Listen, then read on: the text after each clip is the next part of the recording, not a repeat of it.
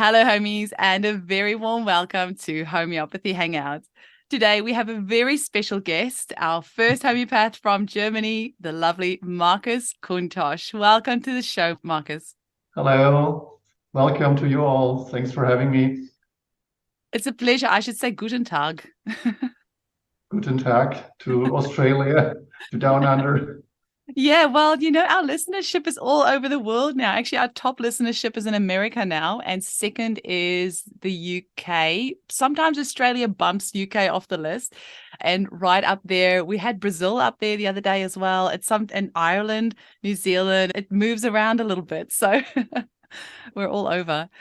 Markus, I have been trying to get you on the podcast for ages, and I'm so excited to have you. But before we get into the work that you're doing, can you tell us a little bit about how you were first introduced to homeopathy? Yeah, when I look back, it was in my early 20s.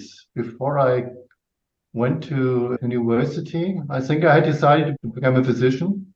And my father at that time, he was selling prefabricated wood houses.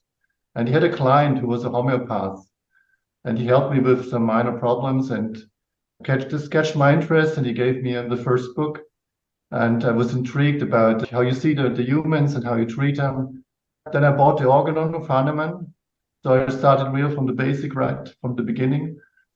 And I read it and think in 1 week I've read the whole book. And then I bought Ken's lectures on the organon.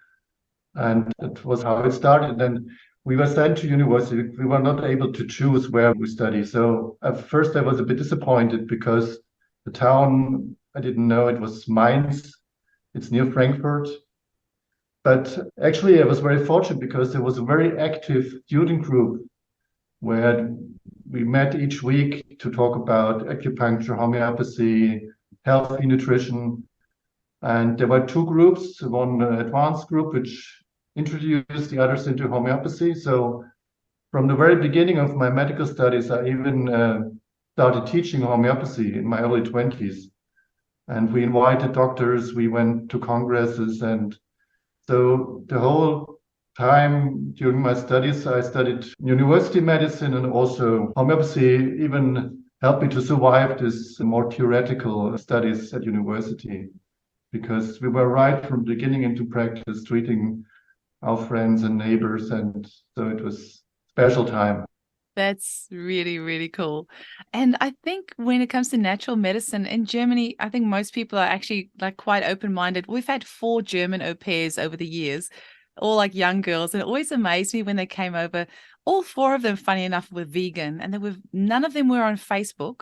And they were all really into just natural ways of being. It was just as if it was ingrained in their culture, and it was just so different to any 19-year-olds over here. And this, I'm talking about 6 years ago now. So, obviously you were at university a long time before that, but do you feel people there are quite open-minded to natural medicine? And can you find homeopathy on most of the street corners? Do people mostly know about homeopathy in Germany, seeing as that's where it was Yeah, born? the thing is that the people, the families, the patients, they want it really dearly.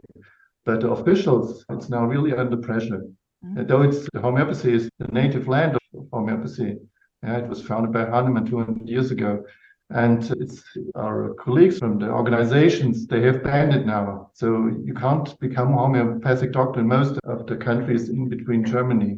So it's very sad times at the moment. But the people, the patients, they dearly want it. And they appreciate that you offer the normal medicine together with homeopathy. So I think it had both its rights, should come together. That's really interesting. Like I said, you're the first German homeopath that I've had on the show, and I try to get homeopaths from all around the world so we can get a bit of a picture of what homeopathy is like in that particular country. So are you saying that homeopathy is actually not thriving as much in the land where it was born? Yeah, Wow, that's really unfortunately. interesting. And do you Yeah. have to be a medical doctor to practice homeopathy in Germany? Or No, no, no. The development is a bit like a wave. Yeah, we were up in the 90s, but now it's at the moment it's a bit of a downfall, like after the Second World War. And it was the lay homeopaths, yeah, who kept homeopathy alive after the World War. And I think it may be the same in this time now. Yeah. It's all about money. Yeah. They don't want that homeopathy is paid by the official insurances. And so they even forbid to become a homeopathic doctor in most of the Bavaria and all in Saxony, and you can't become a homeopathic doctor. You study medicine and then you do an extra course for homeopathy, but this is not possible anymore at the moment in most of the federal states. That's very interesting. I wasn't expecting that at all. Yeah. And is it easy enough to get access to homeopathic medicines? Can you buy it in most of the pharmacies there? Yeah, you can buy it in all the pharmacies. Yeah. And you can't claim from your private health insurance for homeopathy? The private, they mostly pay it. What Only a else? few of the non-privates, only a few pay the homeopathic treatment. So the patients had to pay a lot for themselves. So it's very cheap. Yeah? You save a lot of money when you work like this. Yeah?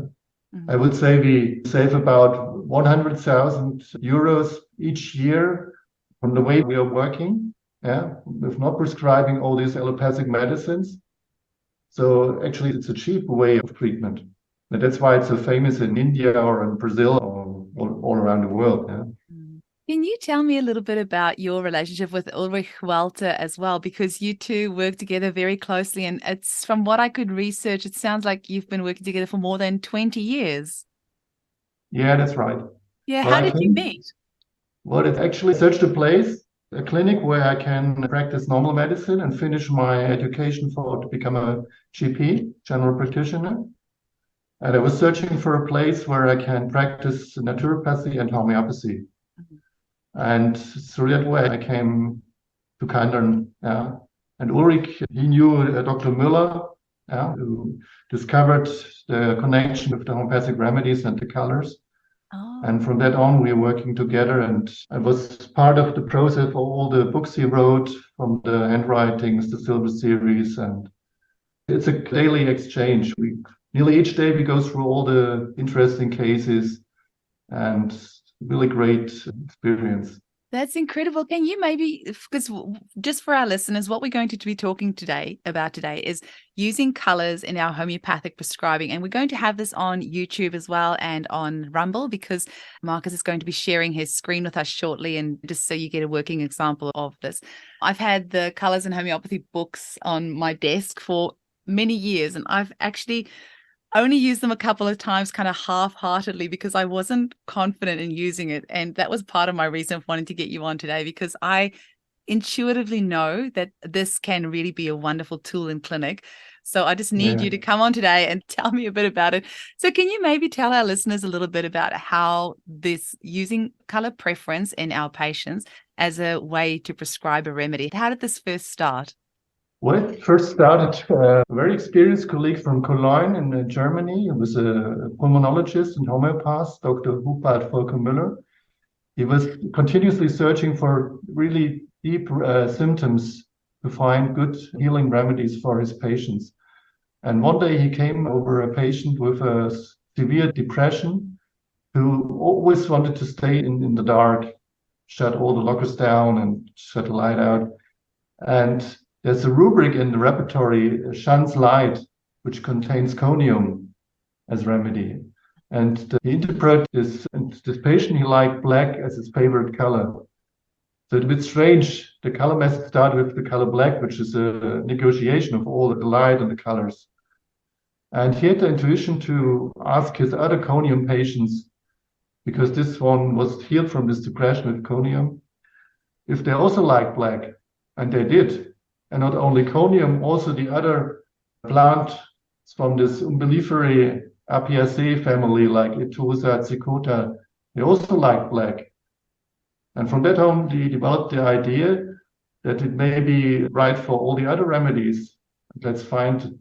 So the whole thing is derived from cured cases, from successful prescriptions in patients. It's no theory, it's just you do an anamnesis, you ask the patient which is his favorite color. And then when it works, when you get much better or really even healed, you note it down.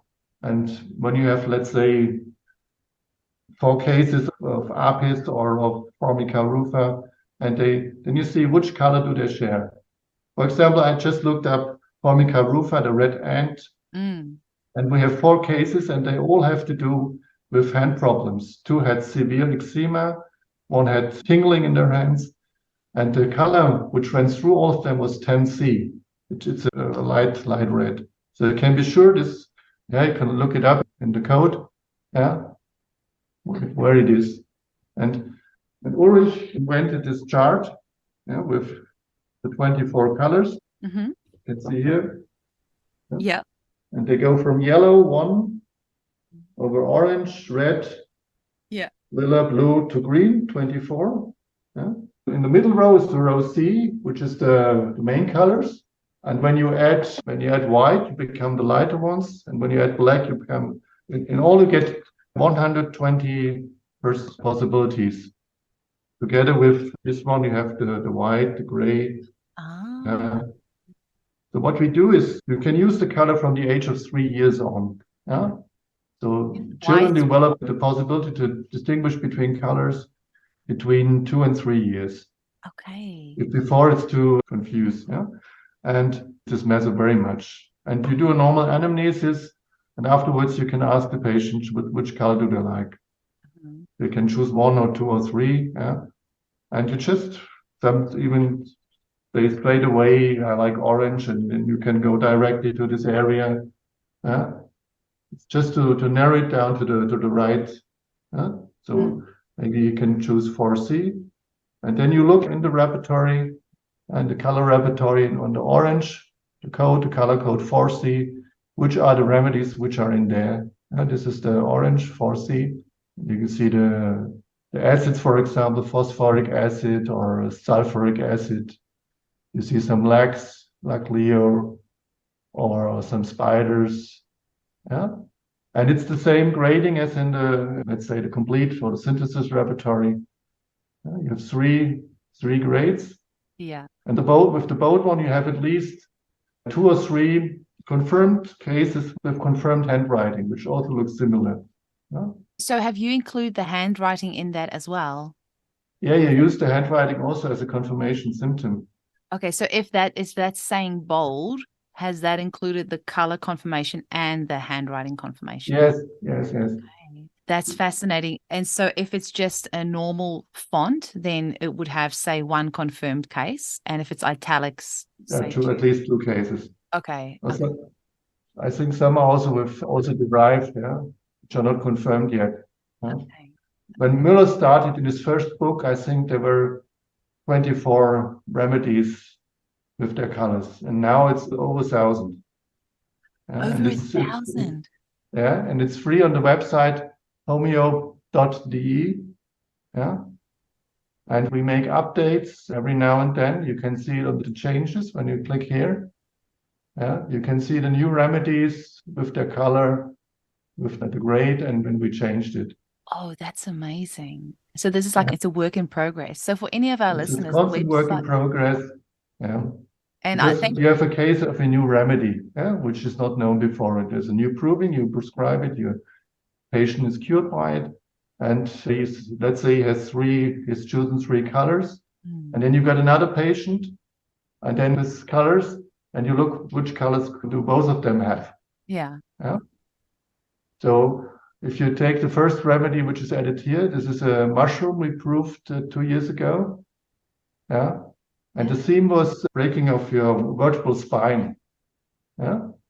And the mushrooms had a lot to do with actinide series, with decay, with old age. And these both were ladies at their mid-80s with spontaneous fracture of osteoporotic bones in their column, in their lumbar. The lumbar vertebrae broke spontaneously due to osteoporosis. Wow. And they have incredible severe pains. Yeah, the one couldn't sleep. They even took severe painkillers. Yeah, and this remedy greatly helped them both. Yeah, it was a proving symptoms, the feeling that the spinal column was broken, even by force. And I just said these 2 ladies, they are just before their death. They're over 85 now. Yeah, their bone is decaying. So let's try it. Yeah. And within a week, the one could stop all the painkillers, the other could walk again. Yeah? And both choose the color 810D, and even had a similar handwriting. That's how it works, just in a nutshell. It's very, very easy in one way. That's very cool. And I see the date of change there is the 1st of June. So it's just over a week ago that this was updated. Yeah, yeah. And can you tell me about that trust column? I see some of them has 1 and 2 and some say deleted. What does that mean? So one is just, we have just 2 cases now. Yeah. And deleted this, you see, dysprosium sulfuricum. Yeah. It was in 810D, which is red. But we've now more cases, and we see that they all choose darker blue. Okay. Yeah? So it's moved from dark red to dark blue, and that's why it is deleted. And so the trust is, you get upgraded when you have more confirmations from new cases. So for example, if you have a case and he has chosen, let's say, yellow, 1C, yeah, and you have continuing years, you may have 2 or 3 other cases which show that it's not yellow, it's more orange, yeah, then you will delete yellow and go to orange. That's So it's amazing. a constant checking. It's finding out the essence. Yeah. And is it just from yourself and from Ulrich that this is done, or are there other homeopaths that contribute to the colors? I mean, while we get confirmations from all over the world, from Canada, from Peter Tuminello from Australia sometimes, and from colleagues from Ireland. So it's like your podcast, a real global thing now. It's amazing. Slowly Actually, growing. Started with a small seed, and now it's becoming a big, wonderful tree. And when I was interviewing Peter, he did tell me that he really likes using the colors in his clinics. So that's really cool. Yeah. And it's also worth mentioning that you have some of those colors on your website on homeo.de, but obviously people's monitors can present the colors quite differently. It can look wildly differently from one monitor to another. Exactly. I just saw it a week ago when I did a Zoom interview with a lady. And when I showed her the color charts, I saw that it was very different when I saw it on the monitor. So to work with it, you really need the book. Yeah, definitely. And the book is it doesn't matter if you have the first one with the spiral binding or the new editions, where you show it like that with the overview of all the colors. Yeah. I was actually wondering whether this is something that I could put up on the wall in my clinic, like as in have it there permanently. But then I was wondering, do you think it would be, maybe I'm overthinking this, do you think it would be something to have on the wall permanently? So as you're doing a consultation, a client would kind of be like looking at it and then you ask them at the end and then they've kind of had time to look at the colors? Or do you think it's better to do it spontaneous? So just open it up, say which one intuitively do you resonate with, and then close the book again? I think both has its pros and cons. To be spontaneous is the best way. If you don't think too much, you get the best results. But I know from many colleagues, they have an extended color version as well, which is available as a poster. Yes. Okay. And then you can hang it as a picture on the wall, and the people can choose from that. Yeah. But maybe we can demonstrate it with you. That maybe it's an easy way. Sure. I'll be happy to be a guinea pig. Do you want me to tell you my color? Do you already know one? No, well, I always like the teals. So I would probably, if I had to choose, I would probably go C19 or maybe even D19. Let's go D19. Yeah. I always intuitively just go for the teals. Yeah. These two here. Yeah. Yeah. Okay. Yeah. And what do you do if somebody can't make up their mind? Yeah. First, you can start in many different ways. You can start with this one. So you can ask, do you prefer more this side with the colors or more this side with the gray, black, and white tones? Okay. Yeah. So you just always try to narrow it down. So when they choose, for example, this side, then you can go further to this side with the gemstones. Yeah. Oh, the gemstones. Where on this side you have more the yellow, orange, red ones, which are more the warm colors. Or this side with the blue, turquoise, and green ones, which are more the cold colors. Yeah. And let's say if you choose this one. Yeah. And especially children and women like this side. Yeah. Yeah. No wonder. So, and when they've chosen the blue side, then you go to this side. Okay. The aim is to narrow it down to one number. Just one number. Yeah. Get them to but commit. Always be open that they can, let's say, choose 2 or 3 colors. Yeah. And then you ask which one do you like best. Okay.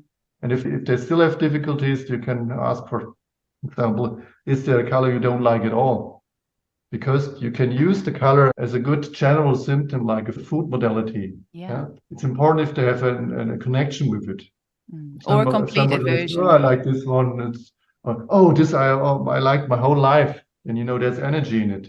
Because in a way, the color reflects an inner mood and inner feeling. That makes it a very deep symptom.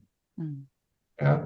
I can tell you just a short case, because a few years ago, a farm worker from, I think he was from Pakistan, he came in and he only spoke broken English, and he was ill for about 10 days with a severe kind of flu with bursting headache. And it was just a head bursting.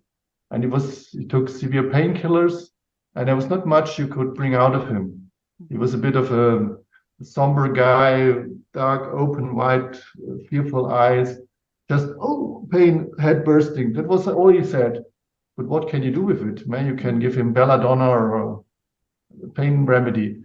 But the color he choose a dark blue, really dark black blue. This one here, down here, which is the darkest blue you can get. And when you look in the repertory under the rubric head pain bursting, you find belladonna, of course, but you find also capsicum.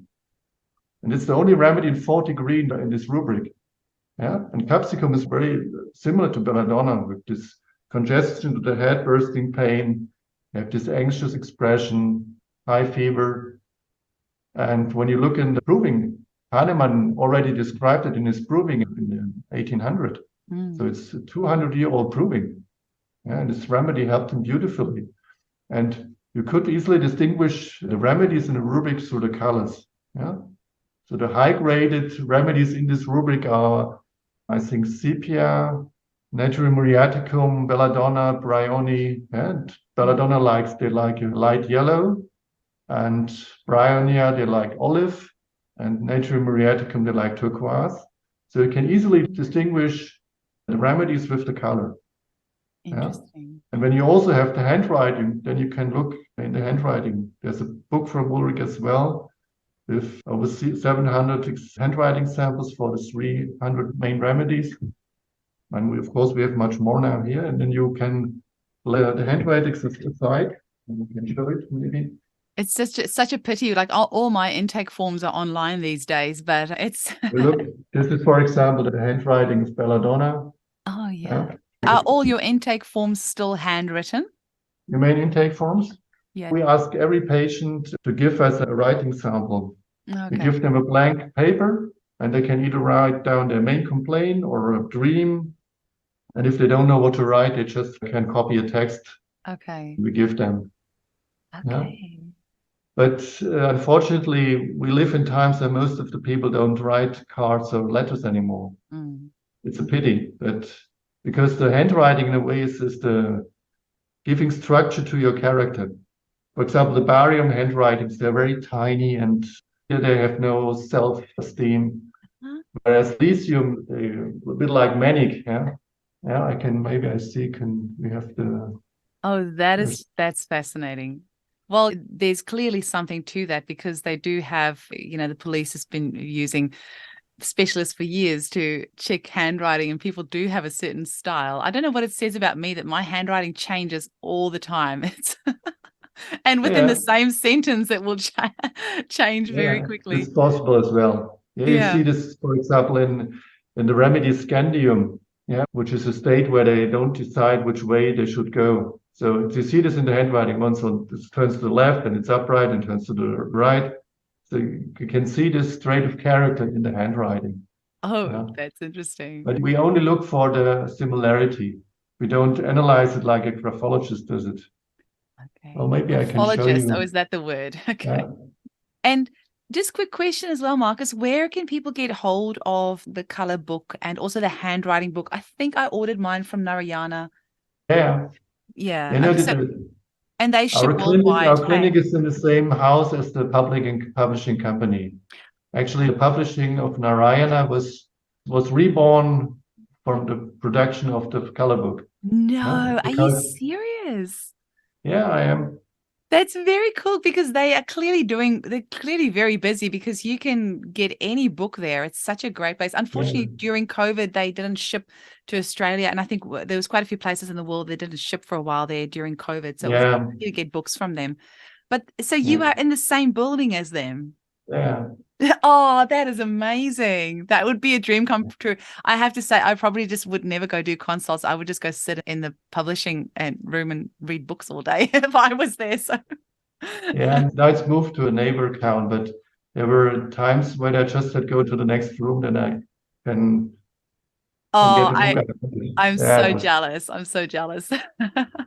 Yeah, That's and in a way we were very fortunate because we had a lot of those main homeopaths from around the world as our where we publish book from Jan oh, Scholten, Massimo Mangialavori, that, Tankaran, Luke Lyon, all these the books of Peter Tuminello. oh, So that is really, really cool. Wow. yeah. How lucky are you to be When immersed in all of that? Ulrich wanted to publish the color book, yeah, we went to several publishing companies, but they all refused because they thought it was too risky. It was too, would enough people buy it? It's very expensive to produce it because usually you have a 4-color print machine, Yeah. and this is printed on 8-color because they wanted the best and pure quality. Yeah. It was quite expensive, and no production company wanted to take on the risk. So finally, they decided to do it themselves. And from that on, this went on the story, The and public. it's Oh.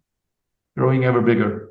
Oh, that's beautiful. I love that. That's nice to get the little bit of a side story there as well. So, can you tell us maybe a few more cases of how you've used this in your clinic? And do you use it with every single client that comes in? Do you find people's preferences change? Like the clients that you've treated over the years that you've been a practitioner, has their color preference changed over the years, or does it tend to stay quite consistent? It is possible. Yeah? It can change even, especially in children when they grow up. You Mm. don't stay in one development stage for your whole life. But we have cases. Let's say just yesterday I talked to a woman. She was here 20 years ago and she chose exact the same color which she chose 20 years back from these 100. It's sometimes really amazing, but it can change. It can, as you see, when you have a patient with a depression, they often come in dark colors, Mm. black, and when they get better, then the color comes back into them. They present more light, and that you can see also in how they close themselves. So it can change, but it's not necessarily so. Yeah. And usually we ask every patient. Sometimes we forget when we are sure of the remedy. We have also cases where you can't use it because they can't decide or they doubt it or they think too much, had too much Mm. thoughts, how and why. Then it's the best way to get it spontaneously. Yeah. This question is just for me because I love prescribing the butterfly remedies. Have you noticed that people who need a butterfly remedy tend to choose a particular color? There are some, I don't know by heart now, but I think we have colors. So yeah, we have the cabbage Pyrrhus brassicae. Yes, yeah, the So for cabbage example, butterfly. there's Cabbage. also a list when you look for a remedy. Yeah, Hmm. what it say is Pyrrhus brassicae. It's under P. Oh, so you can reverse engineer it. That's great. Yeah, there Go you on. are. Yeah, Pyrrhus brassicae. Okay. Yeah, it has 2 colors so far. It's orange, 4,5C, and white. Oh, that's interesting with the white because the butterfly itself is white. So that's really cool. Yeah, yeah. They have a strong And connection with the cabbage. And the other one I think we have is Inachis Io. Yeah, oh, Inakisia, that's the peacock, I think. peacock. Yeah. Yeah. It was a beautiful case. Oh, Yeah. 3C. I have to look that color up because I've There, prescribed that one there successfully. was one boy, I think he was in kindergarten still, about 4 years with severe eczema. Mm. And we tried several remedies, some nosodes. And the problem was that he was very clinging to his mother. And that way that he, even when he was in kindergarten, he ran away. Yeah. He was so in panic that his mother would leave him, that he was abandoned by his mother, that he didn't listen to the nurses there. He just ran away, even on a big street. So it was quite dangerous. And he was very restless. He never sit still. And at one point, what shall I do with this child? I didn't see the remedy. And I get the intuition to ask, Was there any moment in his life when he was still? He was so restless and fidgety. And the mother reflected for a show, and then said, yes, there was. One day, this butterfly came and sat on his nose, you know? And that was the only time in his life where he was 5 minutes completely still. Can you imagine that? It was crazy, yeah? So I thought maybe his remedy came right to him. Yeah. And I gave it and he improved. It's only not only his skin improved, his fear of being abandoned improved, yeah. And the butterflies have a lot with theme of abandonness and yeah. Oh, that's amazing. I have used peacock butterfly. There's also a beautiful story with a little 8-year-old boy who has a pituitary tumor, and it was pressing on one of the optic nerves, which was actually causing one of his eyes to atrophy. And eventually he would have gone blind from this. So we've given him several remedies to help support him. But I was looking through which remedy to give him of the butterflies. I just had the sense that that's what he needed. And I thought, well, I'll go with peacock butterfly because of the eye on there. And he was dressing in girls' clothes and only playing with girls' toys, which there's nothing wrong with that as such. But obviously, because of the pituitary gland had all sorts of endocrine, causing all sorts of Yeah, endocrine very dysfunction in his interesting, very body. Yeah, in his interesting. body. So gave him this peacock butterfly remedy, and he, within a couple of weeks, started playing with boys' toys, started playing with the boys at school, started dressing like a boy, and just flourishing. And the craziest thing was that week, like about 3 weeks in, he was doing so good at school that the teacher gave him a prize. And the mum sent me this beautiful email, and she took a photo of him with his prize. You won't believe what the prize was: a peacock feather that the teacher gave this boy, not knowing that, because mum didn't say that he's on any homeopathic treatment at all. This was a Yeah. complete Sometimes coincidence. it's really You amazing can't make sometimes. this up, but now you've just made me realize I'm going to give this color book to him and get him to choose a color and just see. Yeah. But I was going to ask you as well, so is this all just from cure? Just a moment to this case. What happened to his tumor? It's an ongoing process. So it's something it's going to be a journey. It's going to be a long ongoing case. I have to get back in touch with him as well. Unfortunately, he's on a lot of medications to Yeah. suppress the puberty. So he's actually on one of the, like a contraceptive, like a female contraceptive type drug to try Yeah. and reduce the early onset of puberty. So that's working against us. But the behavioral issues and just his own self-esteem, because he was feeling really down because kids were, teasing him in Yeah. school. So that has really lifted. So within himself. It's a very, very interesting case because many of the butterflies have this gender confusion. Yeah, exactly. Yeah. That was also one of Yeah. the other Yeah. reasons why I gave that to But you. it's a way how you can start with the color method, that you go to a really good case, which was teal, and then you ask the patient which color, and you would be amazed. Most of them would choose the Oh, color of the well, I'm going to do reverse engineer my cases that I know have been cured cases that have had excellent results. And I'm going to reverse engineer that and start writing that down. I also want to And the ask you, way Mark. is also to write down the main complaints. Mm. Yeah? Because often when they should write something, even in the first sentence, they write the central problem. It's very amazing sometimes. Mm. But you wanted to ask me something. Yes, I want to ask you if any of the colors come from provings, because, for example, I know with the proving of leprosinum, which is the leprosy nosode, the color white was something that came out quite prominently in the proving. So would you ever just automatically go and add white under leprosinum in your listing? Or so do any of these colors come from proving symptoms, or is it always cured case and then you do the color? The main thing is really they come from cured cases. Mm. We know, for example, from Sarotamnus, yeah, it's Tistus covarius. It's from of the Leguminosae. It's a white, yellow flowering plant for heart complaints. And they dream in orange. They have colorful dreams, for example. Or in the proofing of ozone, yeah, the three-valued oxygen, there occurred the color black. But I would say 95% are derived from cured cases. That's incredible. Is Yeah. there anything else that you can tell the homeopaths listening to the show? Because our audience tends to be about 50% home users and 50% homeopaths. So for any homeopaths listening to this that have never heard about the possibility of using color preference in their prescribing, or maybe those that have kind of played with the idea of using it, like me, What advice can you give to homeopaths to get on board with this and just give them some confidence in using this system? And what advice would you give to them on getting started? Well, Hahnemann already said when you interview a patient, try to be not prejudiced, yeah? Not judgmental, or just take it as a new possibility and work with it, yeah? And make your own experience. When you start with, oh, I doubt this is nonsense, then it won't work out for you. Yeah? So the best way is with every method you learn. There's not one homeopathy which is the best. Yeah, there's so many good ways you can use, and in a way, homeopathy is an art. Yeah, you need to be rational. You need to your mind, but you also need your intuition. And that way, it's really an art.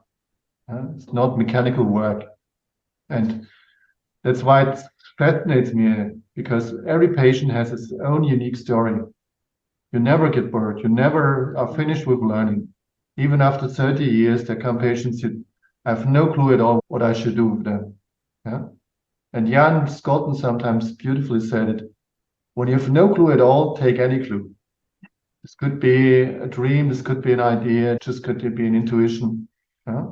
And so the thing is, when you get in contact with a new method, it's best to try it out in your clinic if it works for you. Yeah? So, for example, a few years ago, we came in contact with the polarity analysis by Heiner Frey, Benninghausen method. And it showed that it was one of the best ways to treat acute cases. It is fast, it is very reliable, and you get good results with it, and it's very easy to learn. So, yeah, you can go like a butterfly. You can go to every beautiful flower and just take the best, just take the nectar, and what doesn't taste good and doesn't work, just leave it. So what you need is you just be open and to try to give it a chance. And you will see children, they love it. Yeah. But when you stick to all, it should be done like Hahnemann did it, and very strict and rigid, I think it won't work for you. So you need to have a bit of an open And mind. some also have those ideas. Oh, well, this is the color of, and then they start theorizing, and this is why, because this is chakra, and it's very practical. It's derived from cured cases. Yeah. I love that. Well, you've definitely inspired me to start using this in clinic more. And I'm especially, like you said, with the cured cases, I'm really intrigued to go back and just check with them what they say. I only can say the really treasure, and it's free, you know. You have access. In other websites, you have to pay for it. It's still free. And what we are planning, or what we're working at the moment, Ulrich has this year, the clinic has its 40th anniversary now. Wow. Can you see it when you, for example, you go to black? Yeah, we have all these abbreviations here, and it's nearly impossible to know all them by heart. But when you go with the cursor over the remedies, yeah, then you get it full written. Oh, nice. Graphitis or Grindelia robusta. And what we're working at the moment, when you get a small essence of the remedy as well. So we want to include a materia medica in it. We're already working for it about 10 years. We went through all our good cases and cases of colleagues and from journals to make this concise materia medica of it. Oh, amazing. And it's going to be the same way you hover over the... Yeah, with your cursor, when you stop over so here in gold, you go to analonium or silver argentum. Yeah. And when you hit fear argentum nitricum, then you will see this fixed ideas, fear of heights, fear of examinations. Oh, that would be so cool. Yeah. Really but I think we should take a bit of fee for that. Definitely. I completely agree. And it's that energy exchange, right? There's so much work that's gone into that. And actually, this is something I talk about often with homeopaths, that they're too generous. You know, just as a profession, I think it's an energy. It needs to be an energy exchange. I was in a homeopathic group the other day, and somebody asked about, they said something like, who's the richest homeopath? And I was really saddened by the responses, because so many people said, oh, if you're a real homeopath, you don't make money. And I'm like, that's horrible. There's no other profession in the world where people would say, if you're a real doctor, you don't make money, or if you're a real plumber, you don't make money. I don't know. If that plumber's not making money, it can't be very good. I wouldn't want that plumber doing my plumbing. It has to do with that it's an immaterial way of healing.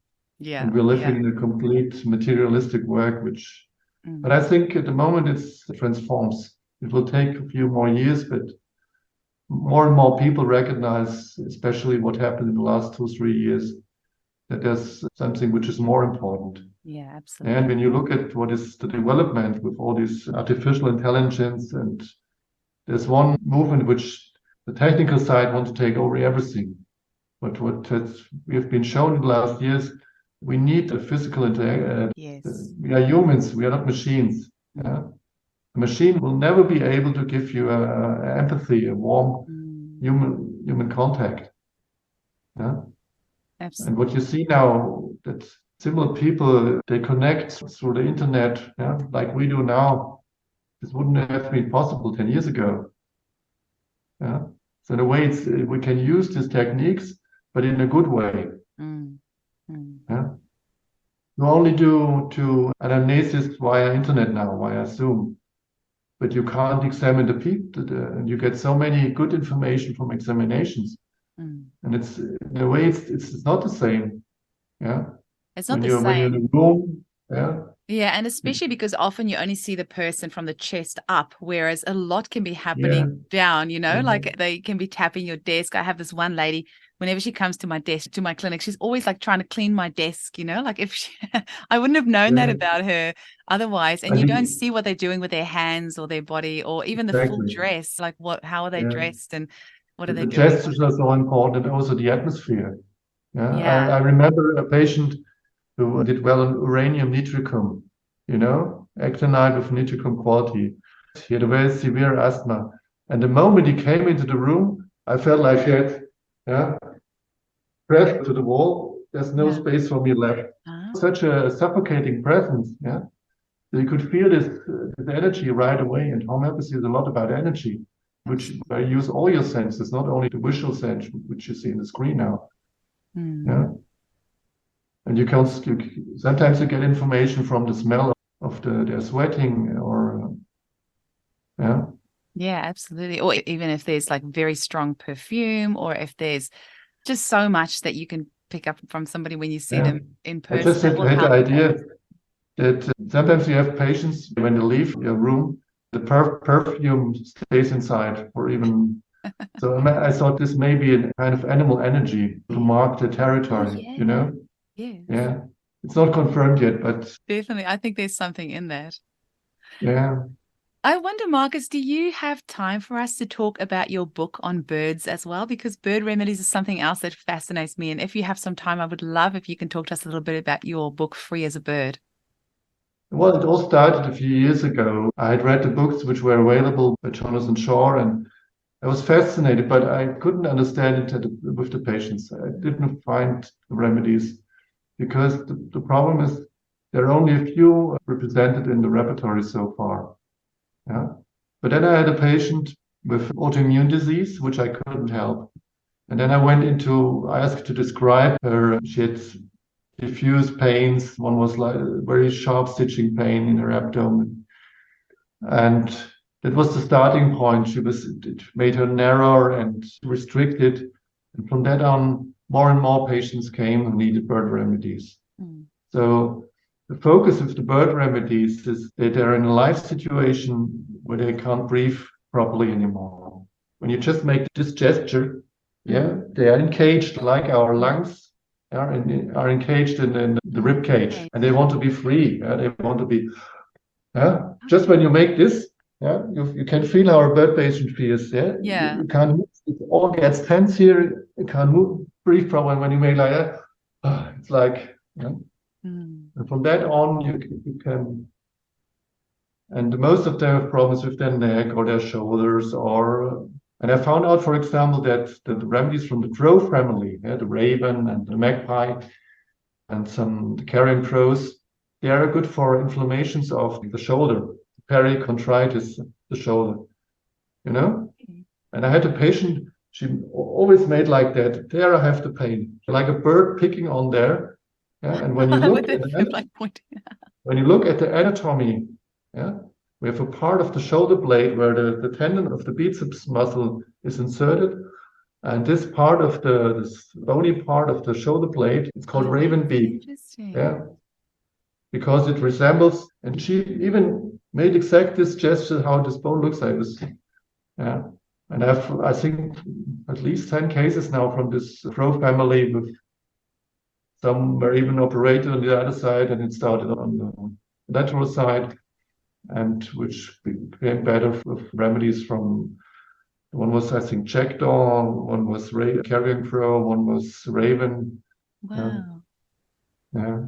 I have to tell you, I've only prescribed Raven once, and it was with a little boy who I was just tearing my hair out on what to give him. And the only thing that I could go on, because sometimes when I've done a couple of prescriptions and it hasn't worked, then I just sit there and I'm like, okay, just empty mind. Just what is the feeling that you get from this child? And it's only ever been video. They're on the other side of the country. But the boy, he talks like and he's only 3 years old, and that is his normal way of speaking. And we have a lot of crows or ravens here, and they're always like, like they sound is so annoying. And this little, 3-year-old boy, that is the way that he talks, like literally, that's how he talks. So I'm like, I'm gonna give you Raven just because I don't that is what you sound. I have no idea what to give. And you actually just reminded me I need to go follow up with them and hear how they're going. It's amazing. I think it was 6 weeks ago, a lady, she's in her mid-70s, she came in with shoulder pains and she was talking like that. So you can imagine which kind of bird this has been. Yeah, like a pigeon, probably. Yeah, exactly. She got pitched and it was gone the next day. It was really amazing. It's sometimes a bit magic, but I'm still working on it. So what are some words that clients will use or things that they will do that, like a homeopath is not familiar with prescribing bird remedies? What are some clues that might alert them to the fact that maybe this is something from the bird kingdom? You've mentioned a few things, but what are some other words or gestures or pathologies that you might think of prescribing a bird remedy for? A situation where they're feeling caged, to press down to the duties they have to do. Birds are airborne creatures. Yeah, they are light built, and they are airborne but earthbound. Yeah.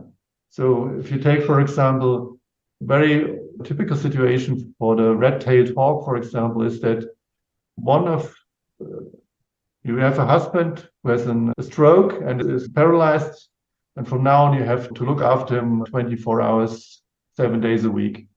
And your own space is completely limited. You don't feel, so it's all about feeling narrow, no time for yourself, and you want to be free. And in red-tailed hawk, for example, in Buteo, Jamaicensis, it's a situation that you have to look for a disabled or paralyzed partner. Yeah. It is a common situation you find quite often.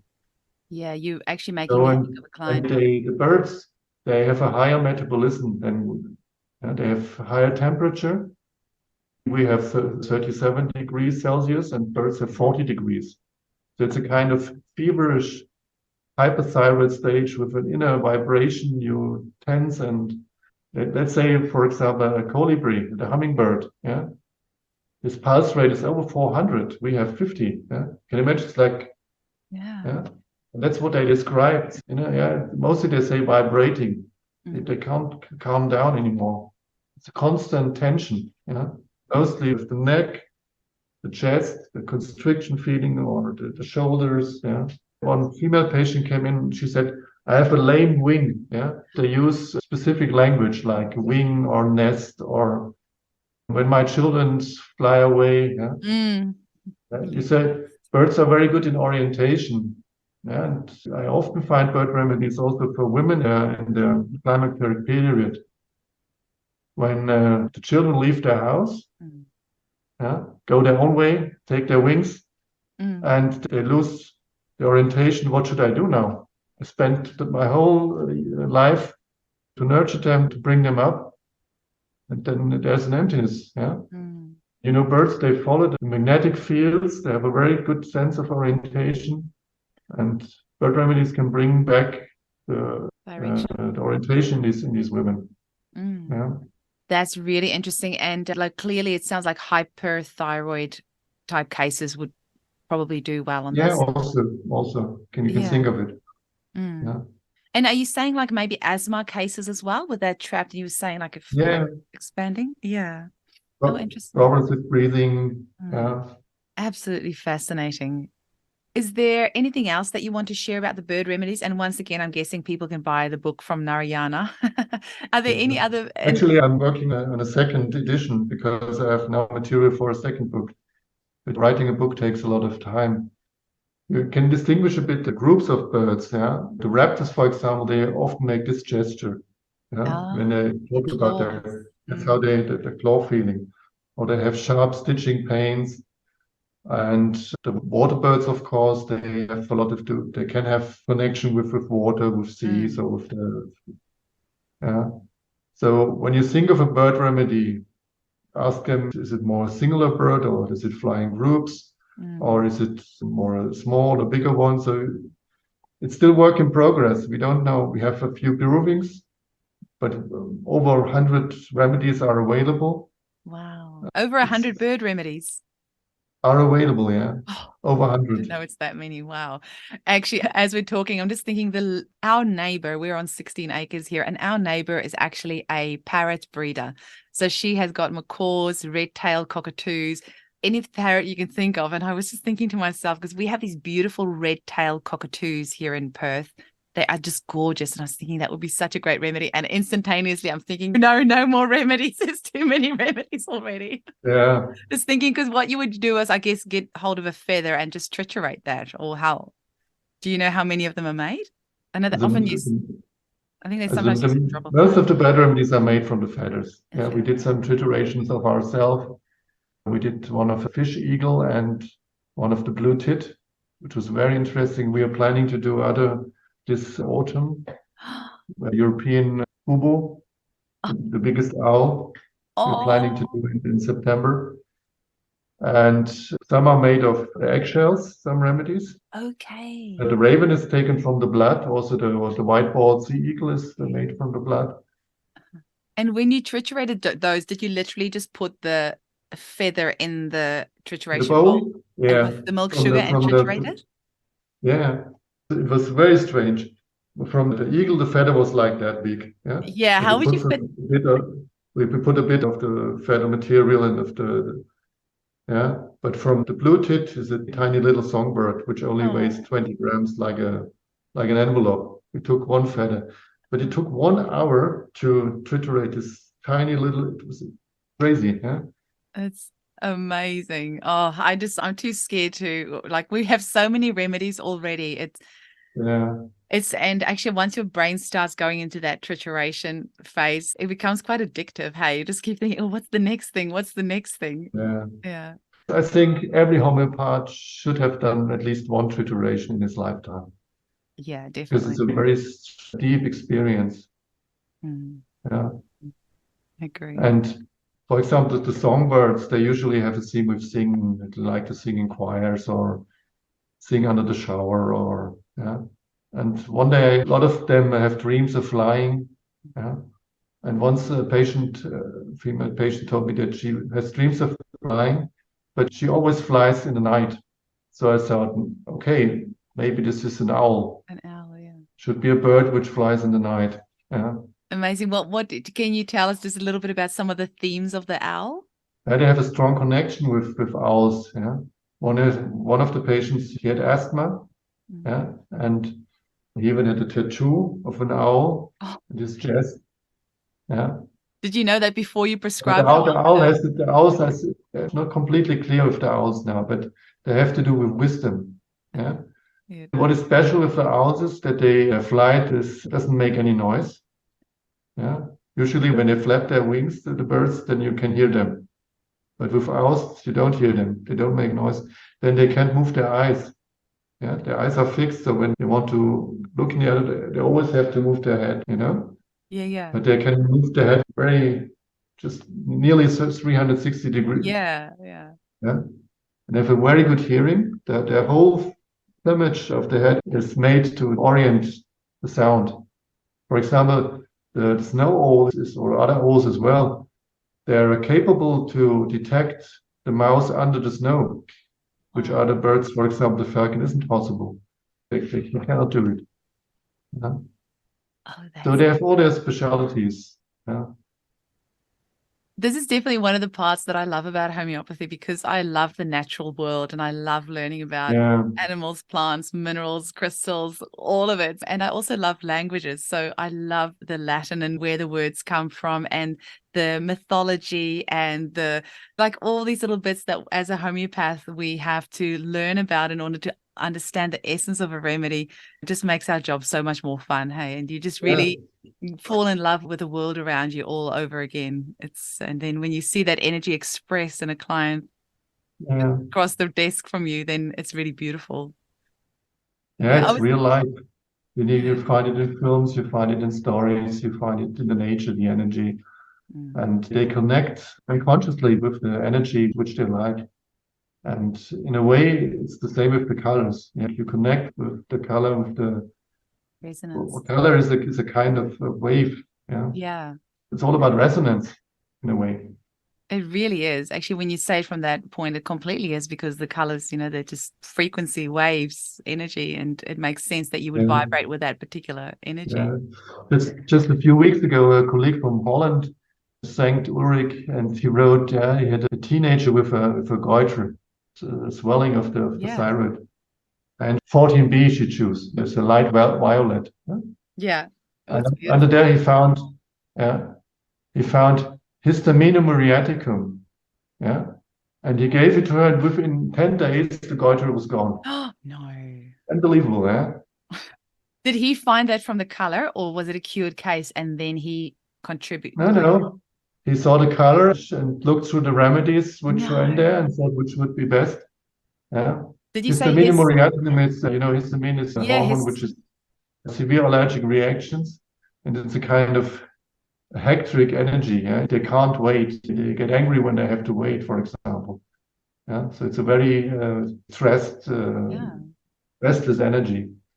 Yeah, Which can be very thyroidy anyway, that yeah. restlessness.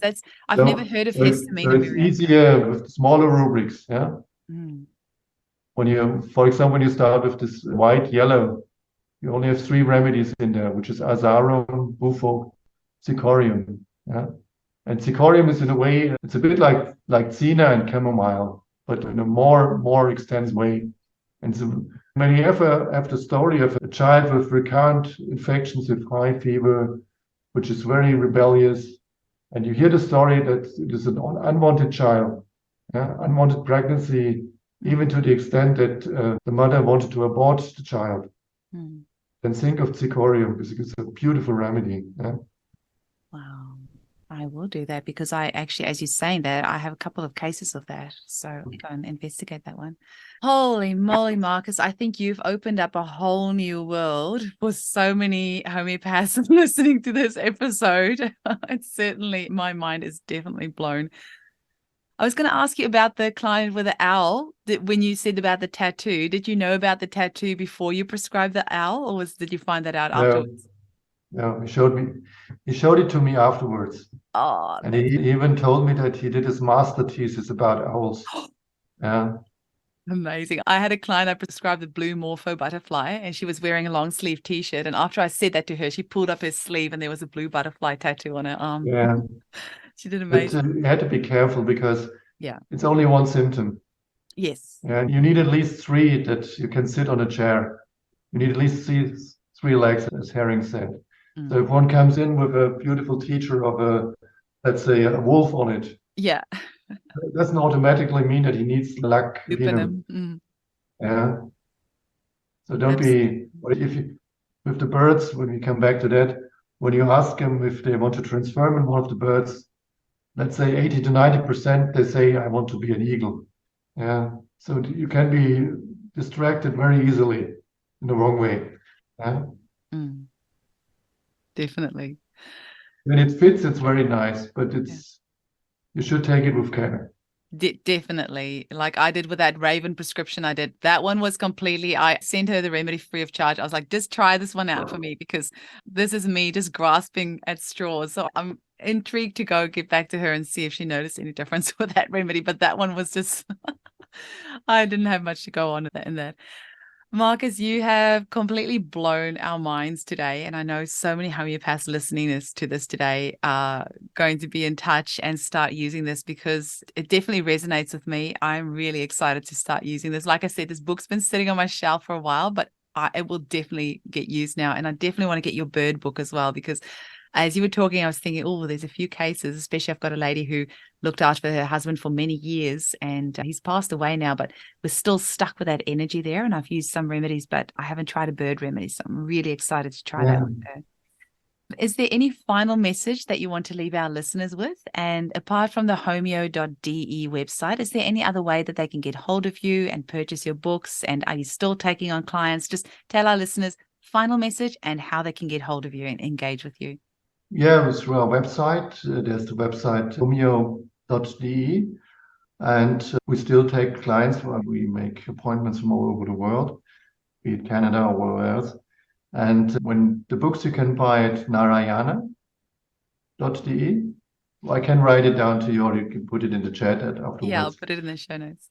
And well, I think homeopathy is a lifelong learning process. You're never finished. And some people, they are overwhelmed by all by this amount of possibilities and remedies. But I think the main thing we should know is that we should stay open. If we don't know nothing, we may know everything. If we are like a blank paper, then everything will come to us. We just have to be open, and it's not so much of thing, it's try to get in contact with the heart, which is the energy. And that you can then find good remedies for your patients. And it's so rewarding when you see children, how they change within seconds, when you give the right remedy. Yeah. It's sometimes very that you can't pay for it. You can't give gold for it. Yeah. When you see how a diseased or distressed child or the interaction of child and the mother gets healed. Yeah. It's beautiful. That's a beautiful message to leave us with. And I just want to say thank you once again for your time and sharing your knowledge with us. I am so excited to start cracking. All my clients are getting emails this weekend. All my cured cases are getting emails this weekend with a picture to tell them to choose a color.